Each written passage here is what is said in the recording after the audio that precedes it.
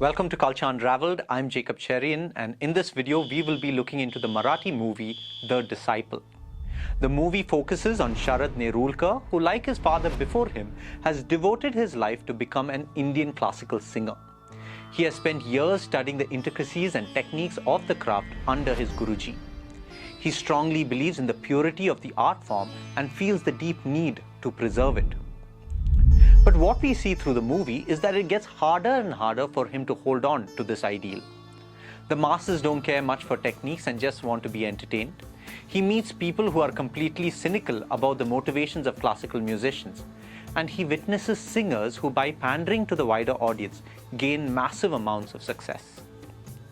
Despite all this and Sharad's own personal inadequacies, he still strives to pursue the idealistic view of his craft. Though the concrete example here is Indian classical music, the film weaves a bigger narrative of the inescapable struggle between the ideal and the pragmatic. Sharad's struggles are echoed in larger ethnic groups, family customs, art forms, academia, law, religious traditions, and every other domain. The preservation of the ideal in a ruthlessly pragmatic world. A thinker who can help us in this regard is the Greek philosopher Plato. In his theory of forms, he strangely says that if the ideal we have is too far-reaching and utterly distant from the real world, then the problem is not that the ideal is too idealistic, but rather it's not idealistic enough. That the person has not yet discovered the form of the ideal that can actually translate itself in the dynamically changing world. And so the person has to continue to struggle till he finds the balance. We can see the translation of this idea in the movie through the type of classical music that Sharad is trying to perfect. It is called Khayal.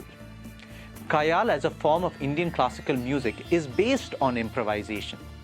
There are strong underlying techniques which need to be practiced for years, but as a performance, it is organic. It is an improvised dialogue between the musicians on stage.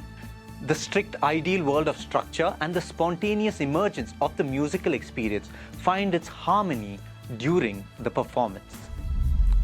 Let me ground these on two practical applications that we could possibly derive from this movie.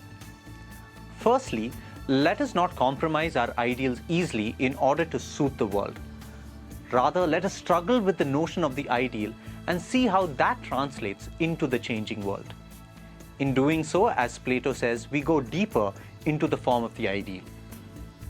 Secondly, let us not be passive consumers of quick or lazy entertainment, but try and provide a relational and economic covering to those who heroically struggle to translate the ideal into our changing world.